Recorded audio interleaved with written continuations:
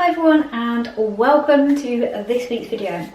This video is going to be a bit mismatched and it's something I kind of can't help / kind of, you're just going to have to roll with it. So basically over the last 3-4 months or so I've been recording snippets of what I've been doing behind the scenes that I kind of wanted to collate into one big video to try and give you just some idea of what goes on behind the scenes. But basically I thought anything of worth to me I'm going to film during these next couple of months, and I've just reviewed what I did film because I can't remember back that far, and so I'm assuming that really, thinking about it, I have kind of covered pretty much everything behind the scenes kind of worthy, blanket across the board without going into too much detail. But if there's anything in particular you want to know more details of, then let me know. I am happy to go more in depth of my process, time management and all those different things on here if this is what you're interested in. But here is my blanket kind of approach. Now before I start off, for any of you who don't know me or haven't followed the channel or my Twitter, I am a full-time PhD student, so unsurprisingly the YouTube channel with less than 100 subscribers isn't my full-time job, but something I definitely take seriously. Don't take as a joke to that, but yes, it is something that is a definite side thing to me. So a PhD is quite flexible in its timings. It doesn't mean that I have to particularly be in 9 to 5. That could have a potential benefit, except for the fact that a PhD, people saying, oh, it's flexible, you don't have to be in 9 to 5, kind of means the opposite of that. It kind of means, well, yeah, you could work 9 to 5, or you could work, 9 to 11 at night. So there are certain points in my PhD where I'm working 6 days a week, 12-hour days, and one of the planning videos, when I'm talking about planning, is one of those times. I'm very tired, and I can see watching back how tired I was, because I'd just come off of like 3 months of this, 6 days a week, 12-hour kind of work days, which is fine, but it means that my YouTube channel runs differently. There is no weekly set schedule or time set aside each week regularly to do the channel. So how do I get around this? Well, I kind of have blocks. So it's great weather at the moment, it's summer, I'm going rock pooling as much as I can. Any weekend with a good tide I will try and go rock pooling once. For that I've been filming stuff for my documentary. So you haven't seen rock pooling vlogs like you did last year because I've been saving all that content for a more documentary, high time effort kind of style, which I'm really enjoying and I really think is coming out well. Of that, there was one day in particular which I'd like to share with you. I tried to start going rock pooling at Easter. I live in Scotland. I had one great day where I tested out my Olympus TG5 for the first time. It was cold, but it wasn't crazy cold. Literally the next day I went to St Andrews and recorded this. And as you can see, absolutely stunning, absolutely gorgeous blue skies. I'm going to check the weather. Out of the wind, I knew it would be a bit windier than before, but not terrible. I didn't check either the direction or the temperature. Turns out the wind is directly blowing on this beach, which means the temperature goes way down, and apparently it feels like 3 degrees. And I can believe it. Nowhere near that. Like, good things.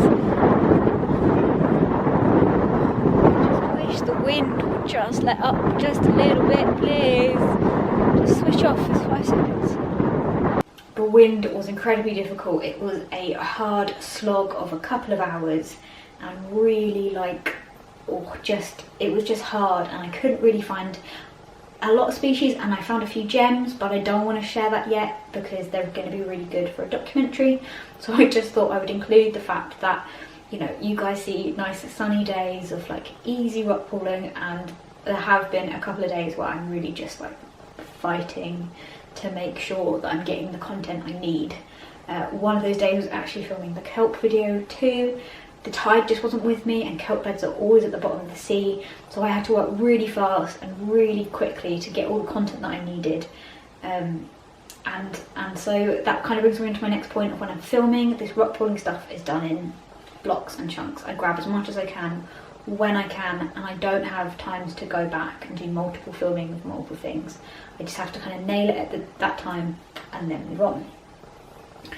While I'm going rock pooling, I've also been doing something else. I've started to fill a sketchbook. My goal for this year is to paint outside every time I go rock pooling, which is working out really well actually. That time in St Andrews I couldn't, it was too cold, I couldn't feel my fingers, so I ran back to the coffee shop and did a sketch there.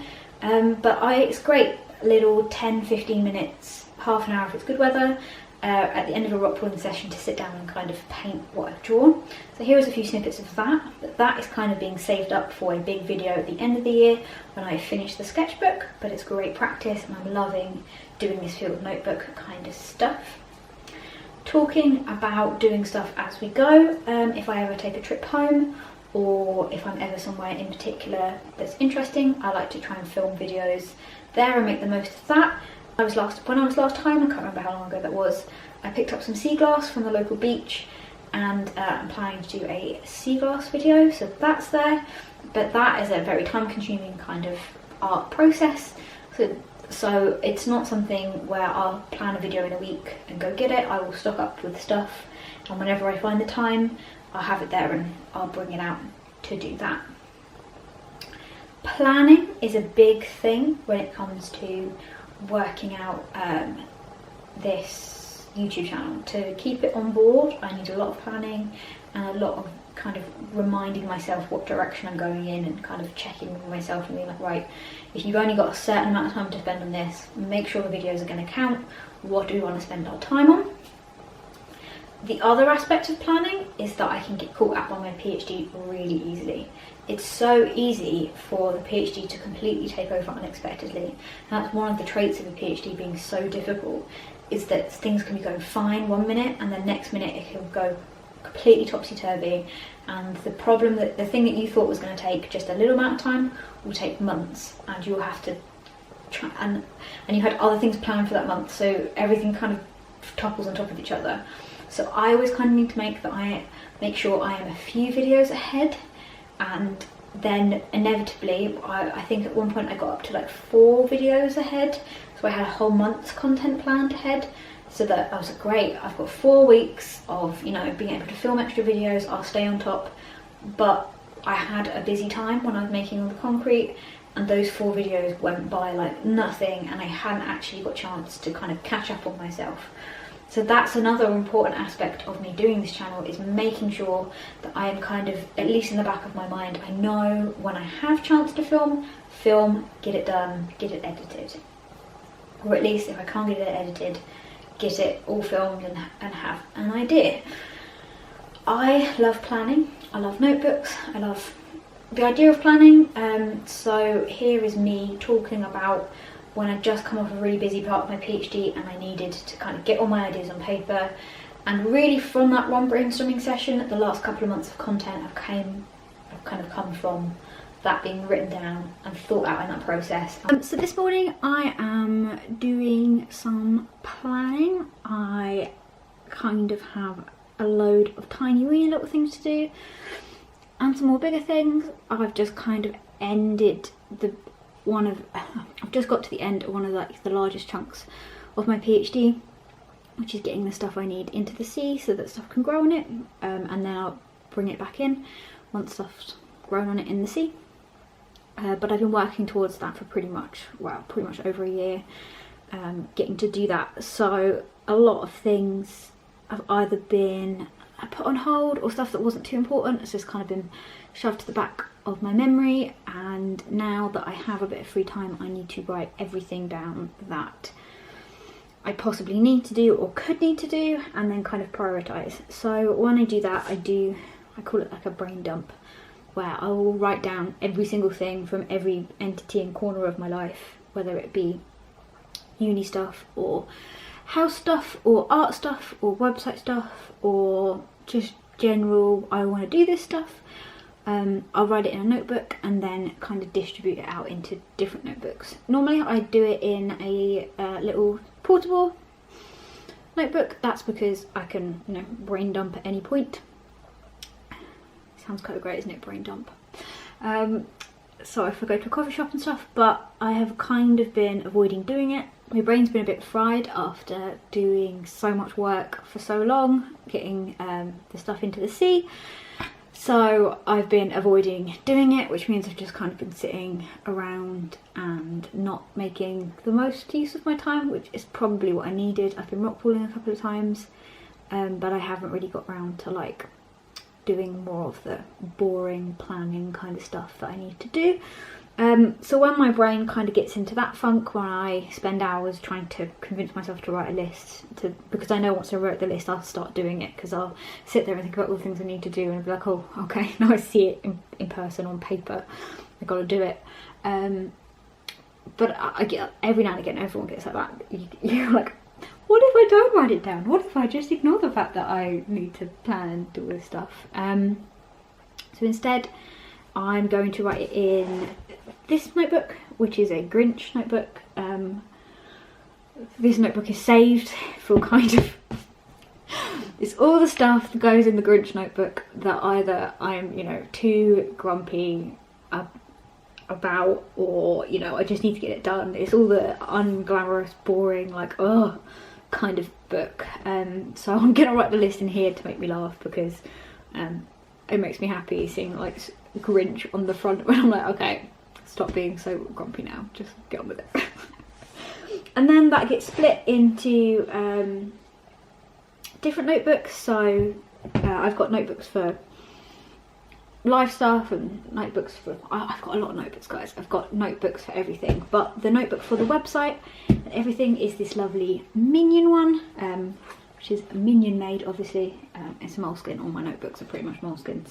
This is nice and worn because it gets taken with me wherever I go, and I took this with me to plan on the train when I went rock pooling once, and then when water got in my bag, because I didn't take my waterproof bag, it got all mushy. But there you go, it's the sign of a well-used notebook. Basically a brain dump, and kind of get out everything I need to do.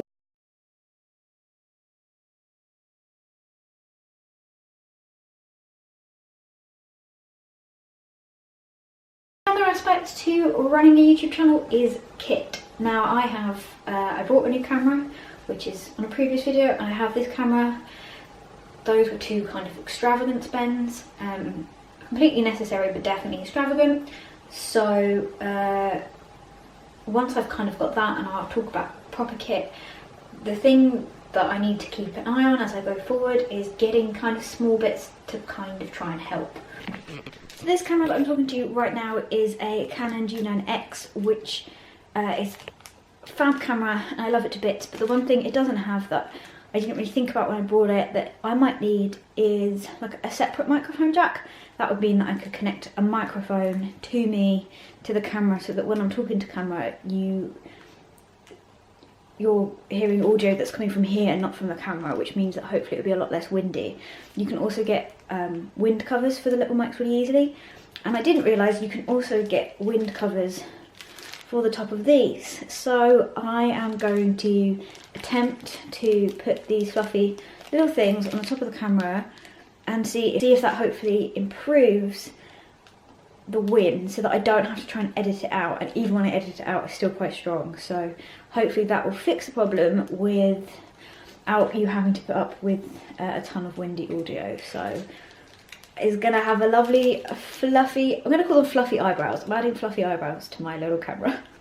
So got, I also used to film with my tripod, which turned out to be really difficult because I'd have to kind of make a contraption with it balancing, and I'm tying it to stuff and trying to get basically a downwards angle. I decided to invest in this instead. This will solve that because it is a boom arm that is typically used for webcams, but according to the comments can be used for that camera. So that I can just move the camera around. Right, what bit does this attach to? This awesome little boom arm now, which works perfectly. So if I want it talking to camera, I can do this. I can move it. I can have it different angles, which is really cool. But the best bit, and the bit that is really going to stop me, it's such a faff, because I had like a tripod that was like angled over, and I had to use like headphones and string and everything to try and like hang basically this tripod forward so that it would be overhanging it, and I had to like edit the tripod legs out, and I couldn't be bothered to set that up. So I would then just be filming now with, I just film with this. This isn't very tall, so then you're just getting stuff from the side. And when you're doing art, like sometimes the best angle is from the top. It was really difficult to change angles, took ages, I never bothered. But now, if I peek down here, you can kind of see, you just twiddle this, and the camera will sit with a bit of tightening directly down, and I can move him up. So now I can film the video with a completely flat directionally down video. Oh, this is going to save so much time, and I'll be able to film so much better. What a good move buying that was. And I haven't even used it yet. I could tell it was good for purchase. It's only £15. Win! And this has been a great help. These little things have only cost £15, and I think the boomerang was £15, and the little fluffy thing was like £5, but they've actually really improved the channel, so I think anyway, or my ability, my ease to make videos. So that's another thing that I have to consider as I'm going through. Are there any purchases that will make my life a bit easier? Especially, again, I emphasise the fact that I don't have that much time to spend on that each week. So anytime I can kind of slice stuff down, I will. One area where I've not sliced stuff down at all, and I've been absolutely awful at, well, I'm slicing it down now, but I made a massive error. So anyone starting a YouTube channel, please listen to this, because it's caused me so much pain. Storage and sorting out where your software is. So I have, I'm not gonna lie, I'm an Apple fan. I like the Apple products, I think they're easy to use, and I really love my iPad, and it's great that I can film things on my phone and my iPad and have that linked to my laptop, and it all sync up, except for the fact that obviously everyone knows the iCloud, that syncing process between the two is not without its faults, and also I've been terrible with where I'm saving things. So I did a lot of, I have 128 gigabyte SD cards, and my iPad is 258 gigabytes. So my iPad will get full up just by the content that's on my two things. So my usual plan is to put it in my iPad, edit the video, and then, you know, move on. But then if the SD card gets full up, I have to delete it off the SD card. But sometimes I forgot to put it on my hard drive, so I don't have backups of certain videos, and I don't have backups of certain bits of footage. So when I needed that footage, I couldn't find it, or my iPad was getting really full up because I knew I would need that bit of footage, but I can't keep 256 gigabytes on my thing. It's meant that I've spent hours having to move stuff around and really like clock what I'm doing and reorganising things and moving mass bits. And the problem with an iPad is it doesn't have a USB port, so getting things from my iPad onto something else that can't do it through the cloud because I've run out of cloud space, it's a big thing. So I will come up with a video on how not to do it like me, but just from the starting point, please just have a hard drive and a laptop and back everything up to that, because the hard drive can be massive compared to the video footage you will need. Only put what's necessary onto the iPad to edit, and then get rid of it straight away, knowing that you've got it backed up. Don't leave it until you've got hundreds of gigabytes worth of footage on different places and that you need to move them around, because I have spent far too long fixing that problem that really that has kind of impacted, you know, that's just been one of the biggest struggles of this channel. I know that's a terrible explanation, but of what went wrong, because I'm still confused about how I budgeted it up so much. But it was definitely something I never considered starting off with, so it's definitely something that you guys should consider if you want to set up something like this, or just in anything in general. I'm now going to be far more organised in all of my, where I'm saving things, because oh man, it was tough. to try and fix, and I've still not completely finished the process, but I'm trying. Apart from that, the one thing I haven't included in this is art. I'm really sorry to anyone. I actually owe some people art to send off to paint. I'm really sorry. This is what I mean about segments. I spent most of winter doing a load of painting, stocked up on some art videos, used that all up when I was making concrete. It's now rock crawling time again, and I can't bring myself to sit down at a weekend and not go outside instead. I love painting, but I love rock crawling and good weather more, because I know that it's a very rare occurrence. So I spent a lot of time doing that instead. I am behind when it comes to art stuff. I don't actually have any art content planned at the moment. I have planned, but I don't have it filmed. So what I'll do with that is I will dedicate a rainy day or a rainy couple of days, and I will do a lot of art projects in one go. Ideally, this isn't what I want to do. I'd love to be regularly practicing my art to bump up my skills.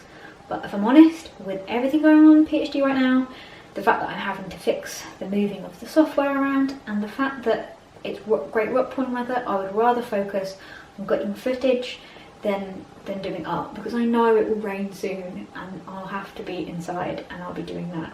But I have been using any spare chance I've got when it's raining to do either editing or, to be honest, it's been PhD work. So that is my very random video of random tips and tricks for you. I know it's a bit weird and I know it's a lot of me rambling, but I'm hoping that for some of you this will be useful, and I'm hoping that it's not too weird of a video. I just didn't want to waste the footage that I had done.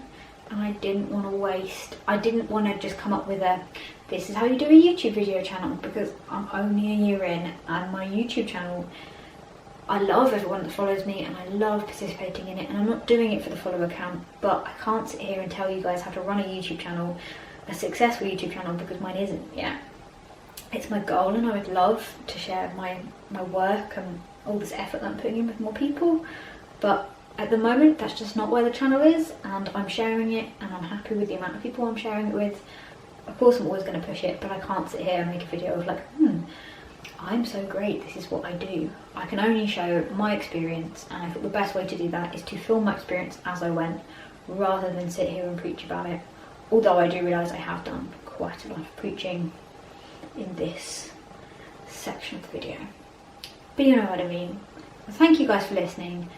I hope you enjoyed seeing behind the scenes slightly more, and knowing what I get onto in the background. It is what it is. Have a great week, guys, and I will see you next time on Marine Mumbles.